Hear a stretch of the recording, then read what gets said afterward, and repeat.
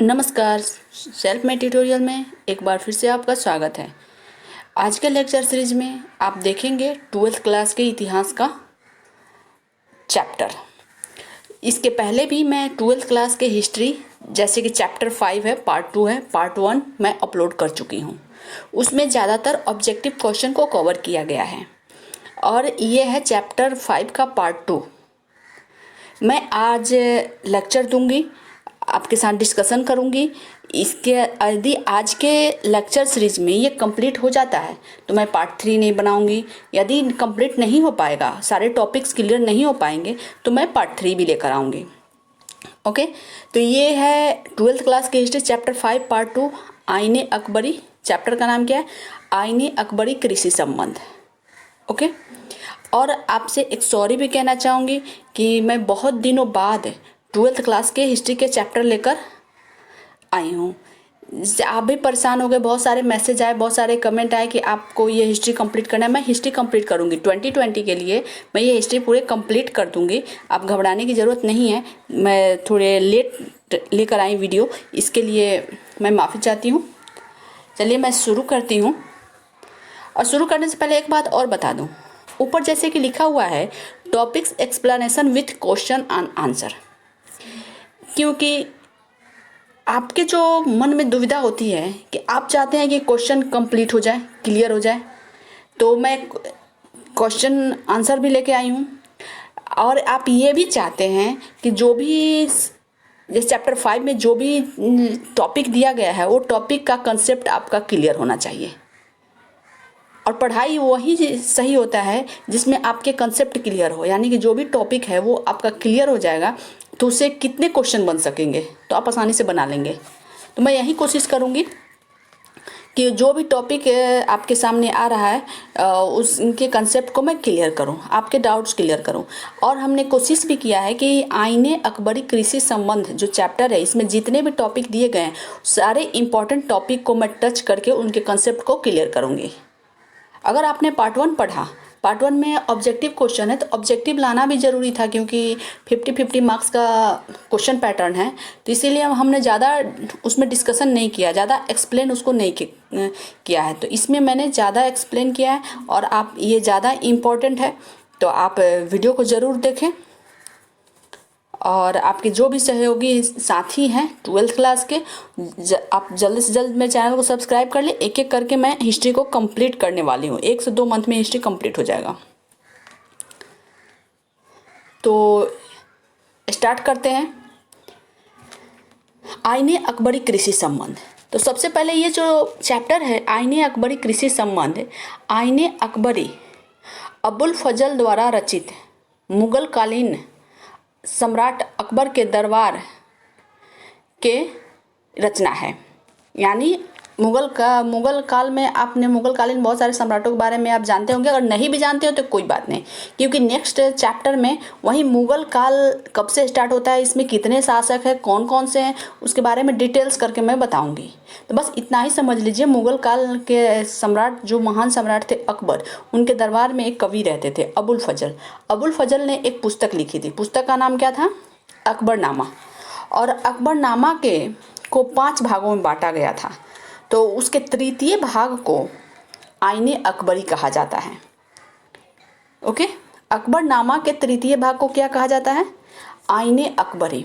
और आईने अकबरी में विशेष रूप से किस बातों का उल्लेख है?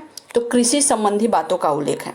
और ये पुस्तक जो है इतिहास में बहुत ही महत्वपूर्ण पुस्तक है, क्योंकि इससे कृषि ही नहीं, उसे उस समय के मुगल काल के अकबरकालीन सामाजिक, आर्थिक, राजनीतिक, धार्मिक बातों की भी जानकारी प्राप्त होती है।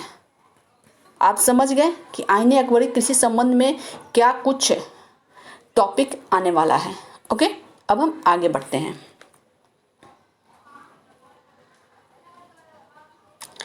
फर्स्ट क्वेश्चन है, जमींदार कौन थे? मुगल व्यवस्था में उनकी क्या भूमिका थी?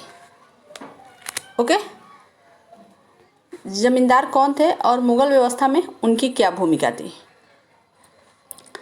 तो जमींदार समाज का समृद्ध और उच्च कुलीन वर्ग होता था। कुलीन आप समझते हैं? कुलीन का मतलब होता है धनी वर्ग, समृद्ध संपन्न वर्ग। तो वही कुलीन वर्ग होता था, उच्च वर्ग होता था, जिनके पास व्यक्तिगत ज़मीनें होती थी, बहुत सारे खुद की ज़मीन भी होते थे, और सरकार भी यानी कि जो भी शासक है उनको काम करने के बदले में, टैक्स वसूलने के बदले में बहुत सारे ज़मीन भी देते थे जिन पर उनका खुद का अधिकार हो जाता था, तो उन्हें ज़मींदार कहा जाता था। और ये ज़मींदार खुद खेती नहीं करते थे, उनकी ज़मीनों पर दिहाड़ी मजदूर का मतलब होता है रोज़ काम करने वाले। ओके, मैं आपको थोड़ा सा मार्क करके बता दूं, दिहाड़ी मजदूर रोज़ काम करने वाले व्यक्ति ये होते थे। और साथ ही गांव के किसानों से कर भी वसूलता था कौन? ज़मींदार। तो इसे कहा जाता था जमींदार। जो व्यक्ति गांव का ये सारे कार्य करता था उसे जमींदार कहलाता था। अब मुगल व्यवस्था में जमींदारों की भूमिका महत्वपूर्ण थी, जो इस प्रकार है। अब मैं एक एक करके उन बातों को रखूंगी जो एक जमींदार की विशेषता होती थी। विशेषता मतलब जमींदार और क्या क्या करते थे। ये तो हो गया जमींदार का डिफिनेशन, परिभाषा। अब यहाँ पे हम उसकी कुछ विशेषताएं। ओके, चलिए।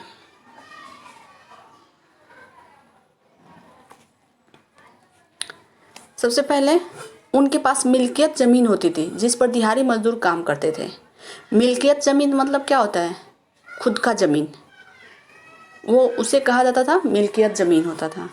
जमींदार राज्य की ओर से जमींदार राज्य की ओर से अपने क्षेत्र के किसानों से कर वसूलता था। जमींदार का एक काम क्या था? कर वसूलना। जमींदारों को राजस्व वसूल करने के बदले कुल राजस्व का एक हिस्सा मिलता था। मराठों ने चौथे एवं सरदेशमुखी जैसे कर वसूल किए। चौथ का तात्पर्य वसूलने गए राजस्व का 1/4 हिस्सा था। यानी कि जमींदारों का कार्य जो होता था वो, जैसे कि चौथ और सरदेशमुखी वसूलने का कार्य कहाँ के जमींदार किए? दक्षिण भारत के जमींदार। उत्तर भारत में ये उतना प्रचलित नहीं था, तो वो चौथ यानी कि जो भी राजस्व वसूलते थे 1/4 अपने पास रखते थे। सरदेशमुखी का तात्पर्य होता था कुल लगान का 10% वो जमींदार अपने पास रखता था। तो ये सब वही जमींदार ये चौथ या सरदेशमुखी वसूलते थे जो ज़्यादा ही पावरफुल होते थे। ओके, तो ये हुआ सरदेशमुखी। अब हम देखेंगे अधिकांश जमींदारों के पास अपनी सैनिक टुकड़ी या घुड़सवार तोपखाने और पैदल सिपाही होते थे। जमींदार अपनी मिल्कियत की जमीन को बेच भी सकते थे।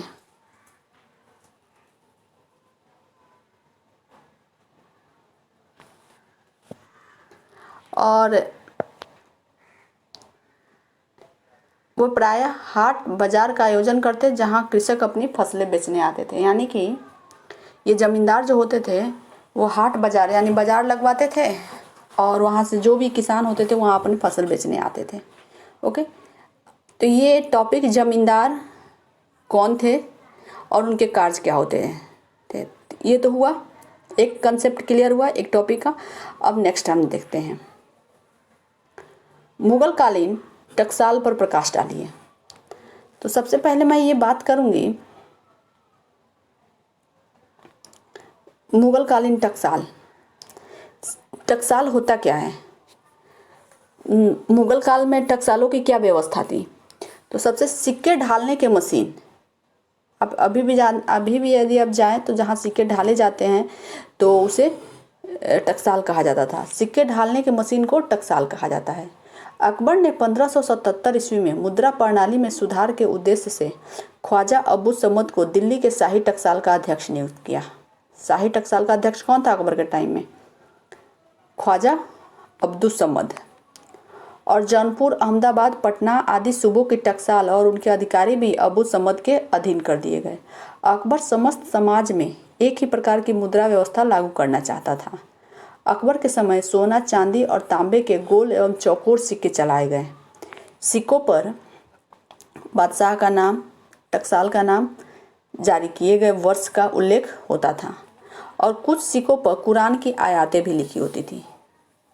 कुरान की आयतें मतलब कुरान में जैसे कि हिंदू ग्रंथों में जो श्लोक होते हैं, जो मंत्र होते हैं, उसी तरह से कुरान के श्लोक के मंत्रों को आयत कहते हैं। तो वहीं कुरान पर वहीं आयत लिखे होते थे। तो ये हुआ मुग़ल कालीन टकसाल। और इसमें भी है कि जैसे कुछ टॉपिक इसमें, जैसे कि सोने के सिक्के को क्या कहते हैं, चांदी के सिक्के को क्या कहते हैं, तो वो हमने तो यहाँ इसमें लिखा नहीं है, लेकिन मैं आपको बता देती हूँ कि जैसे संसब जो था यह सबसे बड़ा सोने का सिक्का था। यह 101 तौल का था और बड़े लेन देन में इसका प्रयोग किया जाता था, मतलब कम प्रयोग किया जाता था, वो जब बड़ा लेन देन किया जाता तब इसका प्रयोग किया जाता था। इलाही जो था सर्वाधिक चलने वाला सोने का सिक्का था, जिसको इलाही कहा जाता था। संसब और इलाही सोने के सिक्के थे। रुपया, चांदी के सिक्के को रुपया कहा जाता था। जलाली, ये चांदी का चौकोर सिक्का था, ध्यान रखिएगा, चांदी के चौकोर सिक्के को जलाली। यह तांबे का सिक्का, दाम किसको कहा जाता था, तांबे के सिक्के को कहा जाता। जितल, यह तांबे का छोटा सिक्का होता था। ओके, तो इस टॉपिक में हमने जैसे मुग़ल कालीन टकसाल, तो इस टकसाल के अंतर्गत जो टॉपिक है, तो इसमें टकसाल किसको कहते हैं, कहाँ कहाँ टकसाल स्थापित किए गए, उसके अध्यक्ष कौन थे, और टकसाल के अंतर्गत किस तरह के सिक्के ढाले जाते थे, इसका जिक्र हमने यहाँ पे किया। अब हम नेक्स्ट टॉपिक देखेंगे।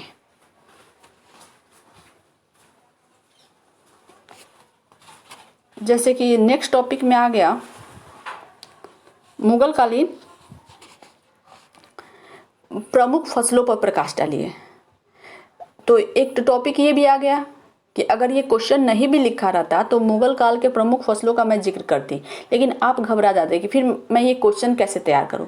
इसीलिए हमने क्वेश्चन आंसर के प्रारूप में इसको लिखा है कि मुग़ल कालीन प्रमुख फसलों पर प्रकाश डालिए, और मैंने यहाँ पे प्रमुख फसल कौन कौन से थे, फसल के अंतर्गत क्या कुछ होता था, उसके बारे में मैं यहाँ पे जिक्र करूँगी। मुग़ल काल में रबी फसल कब होता था, बसंत ऋतु में। खरीफ फसल कब होता, पतझड़ में। और आपको प्रैक्टिकली बता दूं, यदि आप नहीं जानते हैं, यदि आप जानते हैं तो हमें मैसेज ज़रूर कीजिएगा, कमेंट बॉक्स में हमें लिख के ज़रूर भेजिएगा कि आपने क्या समझा। ये रबी फसल के अंतर्गत कौन कौन सा फसल आता है और खरीफ के अंतर्गत कौन कौन सा फसल आता है, आप हमें लिख के बताएं। दोनों ही फसलों की खेती की जाती थी, दो फसल, रबी और खरीफ फसल। अधिकांश स्थानों पर साल में 2 फसलें ली जाती थी। जहां पानी की वर्ष भर उपलब्धता थी वहां एक वर्ष में 3 फसलें भी ली जाती थी। ऐसे सामान्यतः 2 फसल उपजाए जाते थे। यदि जहां पानी की उपलब्धता थी वहां 3 फसलें भी उपजाई जाती थी। आईने अकबरी से पता चलता है कि आगरा में 30 किस्म की फसलें उगाई जाती थी। दिल्ली प्रांत में 43 प्रकार की फसलें होती थी। बंगाल में चावल की पैदावार अधिक थी। यहाँ चावल की ही लगभग 500 किस्में पैदा होती थी। चावल के साथ साथ बंगाल चीनी के लिए भी प्रसिद्ध था। अब सर्वोत्तम फसलों को आपका ऑब्जेक्टिव क्वेश्चन में आ सकता है कि जिन्स से कामिल क्या होता है। तो जिन्स से कामिल किसको कहा जाता है, सर्वोत्तम फसल, यानी जब जो सबसे बेस्ट फसल होता था उसको जिन्स से कामिल कहा जाता था। कपास और गन्ना ऐसे ही सर्वोत्तम फसलों में मानी जाती थी। तिलहन और दलहन जैसी नकदी फसलें भी पैदा होती थी। 17वीं सदी तक रेशम के प्रचलन में बंगाल महान सिल्क उत्पादक क्षेत्र बन गया। दुनिया की खोज के पश्चात भारत में यहाँ अमेरिका से कुछ नवीन फसलें जैसे मक्का, तंबाकू आदि आई। टमाटर, आलू, मिर्च जैसी सब्जियां भी नई दुनिया से भारत आई। अनानास और पपीता जैसे फल भी इस समय भारत आए। यानी कि हमने तो एक सामान्य फसल के बारे में बताया, साथ ही कुछ ऐसी फसलें जो विदेशों से भारत में आए, यानी कि कोई भी विदेशी यात्री भारत आया होगा और उन्होंने ये फसल लगाना यहाँ के लोगों को सिखाया, तब से ये यहाँ पे यूज करने लगे। तो वैसे ही था, अमेरिका से आने वाला कुछ फसल मक्का, तम्बाकू, टमाटर, आलू, मिर्च भी नई दुनिया की खोज से ही आई। अनानास और पपीता भी। ओके, तो आप समझ गए। तो ये टॉपिक क्लियर कि मुगल कालीन प्रमुख फसल कौन कौन से थे, किस तरह के फसल उगाए जाते थे, साल में कितनी तरह के फसल उगाए जाते थे, और वो फसल कौन से हैं जो विदेशों से भारत में आए थे। ओके, आप अच्छे से पढ़ें क्योंकि चैप्टर कंप्लीट, ये यूनिट कंप्लीट होने के बाद मैं आपका एक टेस्ट पेपर भी डालूंगी। जो बच्चे, जो भी विद्यार्थी यदि इसको फॉलो करते हैं तो टेस्ट पेपर कंप्लीट करके वो कमेंट सेक्शन के माध्यम से हमें ज़रूर सेंड करेंगे।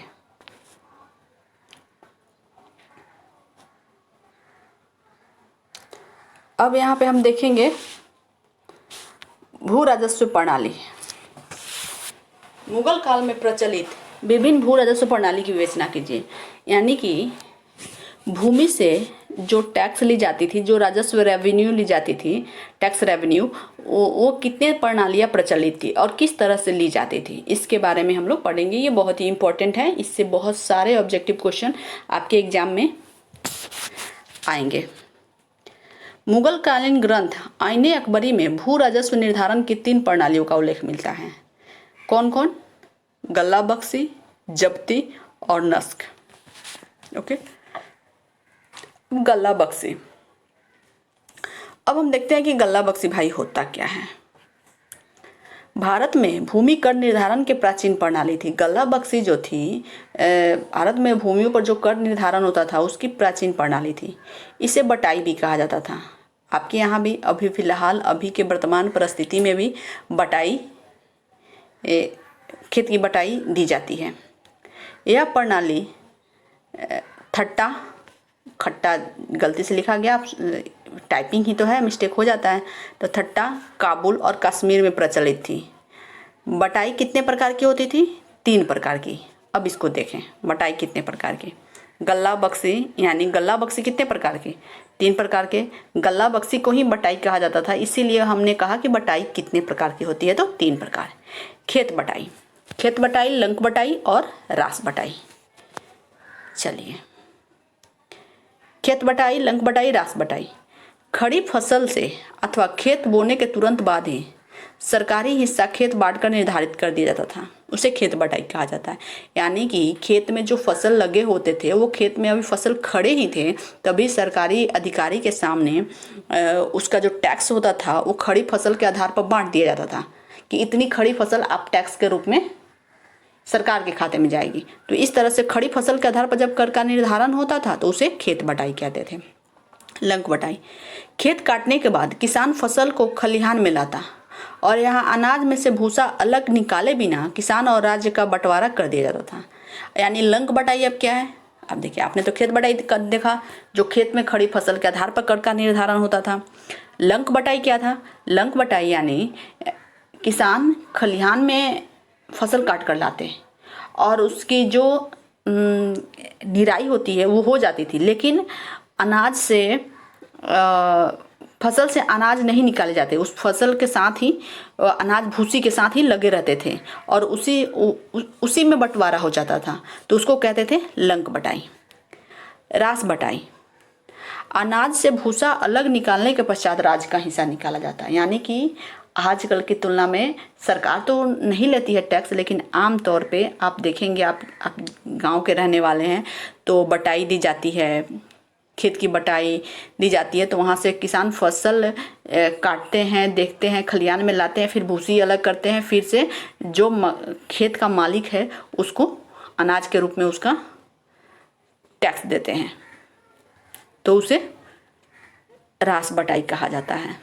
ओके, चलिए अब हम इसी में से, तो आपने लंक बटाई का आपने गल्ला बख्शी का देखा। अब हम यहाँ देखेंगे जब्ती और नस्क प्रणाली।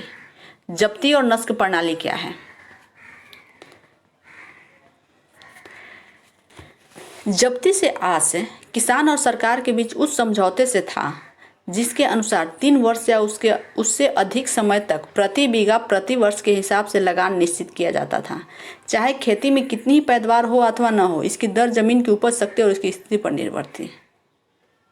ओके, जब्ती को नगद अथवा जमई भी कहते थे। क्वेश्चन यदि आ जाए ऑब्जेक्टिव के रूप में, नगद अथवा जमई किसे कहते हैं, 4-5 ऑप्शन दे देगा तो आपको कहना होगा जब्ती को, क्योंकि जब्ती भी एक टैक्स देने का एक प्रणाली था जो 3 या उससे अधिक वर्ष समय तक प्रति बीघा के हिसाब से लगान निश्चित किया जाता था।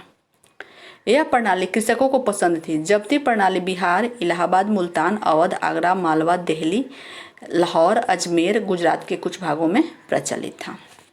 अब हम आते हैं, जब्ती तो हुआ, अब हम आते हैं नेक्स्ट टॉपिक, नस्क अथवा कनकुत प्रणाली। नस्क अथवा कनकुत प्रणाली के तहत जमीन के मोटे तौर पर पैदावार आंकी जाती थी। यह प्रणाली कृषक के लिए अलाभकारी और झंझटपूर्ण थी। यह प्रणाली बंगाल, उड़ीसा, बरार, कश्मीर में प्रचलित थी। यह रैयतवाड़ी प्रणाली थी। इस किसान और सरकार के बीच कोई मध्यस्थ नहीं था। यानी कि नस्क प्रणाली एक तरह से सही भी था, क्योंकि इसमें कोई बिचौलिया नहीं होता था, कोई जमींदार नहीं होता था। रैयतवाड़ी था, रैयतवाड़ी की तरह, यानी रैयत मतलब होता है किसान, और सरकार के बीच सीधा संबंध होता था। लेकिन यह कभी कभी घाटे का सौदा भी होता था और कभी कभी लाभकारी भी होता था, तो इसीलिए इसको झंझटपूर्ण भी कहा गया है। ओके, मैं देखूंगी ज़्यादा से ज़्यादा 20 मिनट का आपको एक वीडियो बनाऊंगी, क्योंकि ज़्यादा लंबा जाएगा तो आप भी थोड़े ऊब जाएंगे, बोर हो जाएंगे। तो मैं 5-6 टॉपिक क्लियर करने की कोशिश कर रही हूँ। चलिए, एक नेक्स्ट टॉपिक,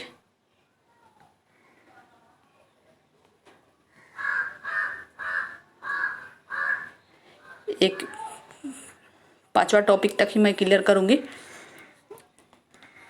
अच्छा, क्वेश्चन नंबर 5 जो है, स्पष्ट कीजिए आईने अकबरी आज भी अपने समय का असाधारण ग्रंथ क्यों है। हाँ बिल्कुल, आईने अकबरी अपने समय का असाधारण ग्रंथ माना जाता है। क्यों? क्योंकि यह बहुत ही इम्पोर्टेंट ग्रंथ था। इसमें मुगल काल के सभी बिंदुओं की चर्चा की गई थी, जैसे कि आर्थिक, सामाजिक, राजनीतिक, धार्मिक, साथ ही कृषि संबंधों की भी चर्चा की गई थी। इसीलिए आईने अकबरी को अकबरकालीन गजेटियर की संज्ञा दी गई है। यानी गजटेड जो दस्तावेज होते थे, सरकारी दस्तावेज, उसकी संज्ञा दी गई है। इसमें अकबरकालीन मुगल साम्राज्य का सांख्यिकी सर्वेक्षण प्रस्तुत किया गया है। यह ग्रंथ अकबरकालीन राजनीतिक, आर्थिक, सामाजिक, धार्मिक, सांस्कृतिक इतिहास की जानकारी का एक प्रमुख स्रोत है। इसके अलावा इसमें भारतीय कृषि संबंधों पर विस्तार से प्रकाश डाला गया है। और साथ ही आजकल के जो भी रिसर्च स्कॉलर हैं, शोधकर्ता हैं, उनके लिए ये पुस्तक बहुत ही इम्पोर्टेंट है, क्योंकि वो अपने शोध स्रोत के रूप में इन पुस्तकों का अध्ययन करते हैं और इससे अपनी जानकारी प्राप्त करते हैं, अपने रिसर्च पूरा करते हैं। इसीलिए, और विशेष रूप से एक बात और बता दूँ, ये आईने अकबरी बहुत ही ऑथेंटिक यानी विश्वसनीय मानी जाती है, क्योंकि इसमें ऐसा नहीं है कि झूठी झूठी बातें लिखी गई हो। इसमें उस समय के तत्कालिक जो व्यवस्था थी, उस समय उन्होंने जो आंखों देखा उसको अपनी पुस्तक में समावेश किया। इसीलिए ये बहुत ही इम्पोर्टेंट और आज भी एक असाधारण ग्रंथ माना जाता है। ओके, तो इसके नेक्स्ट जो 5-6 टॉपिक और हैं जो मैं नेक्स्ट लेक्चर में लेकर आऊँगी। बस आप इसका शेष देखते रहें, आधा भाग पार्ट 3 में देखें, क्योंकि 20 से 22 मिनट तक वीडियो जा रहा है और लंबा हो जाएगा। ज़्यादा लंबा होगा तो फिर आप देखेंगे नहीं, तो इसीलिए नेक्स्ट पार्ट 3 आप ज़रूर देखें और मैं उसमें लेकर आऊँगी। जैसे कि ज़मीन कितने प्रकार के होते थे, महिलाओं की स्थिति क्या थी, इसके अलावा सिंचाई व्यवस्था क्या थी, इन सारे टॉपिक, एक जजमानी कर क्या होता है, जरिमाना कर क्या होता है, ये कुछ और टैक्सेस भी थे, इन सब के बारे में मैं नेक्स्ट टॉपिक में बताऊंगी। बस आप देखते रहें और आपके जितने भी दोस्त हैं सबको इस चैनल के बारे में बताएं। आप लोग फॉलो करें, वीडियो को लाइक करें, ज़्यादा से ज़्यादा शेयर करें, ताकि उन्हें भी ये हिस्ट्री के कंप्लीट नोट्स आपको प्राप्त हो जाए। एक प्रकार से जैसे कि आप क्लास में पढ़ते हैं कि जहाँ एक टीचर आपके टॉपिक को डिस्कस करता है, फिर समझाता है, फिर नोट्स के रूप में आपको क्वेश्चन वगैरह लिखाता है, फिर आपको बोलता है कि लिखिए, फिर देखता है कि कौन सही है क्या गलत है। तो इस तरह की ये तैयारी हो रही है। तो आप चैनल से जल्द जुड़े, ज़्यादा से ज़्यादा जुड़े और वीडियो को लाइक करें। आपने ये समय दिया, कीमती समय, अपने वीडियो को देखा, इसके लिए आपको बहुत बहुत धन्यवाद।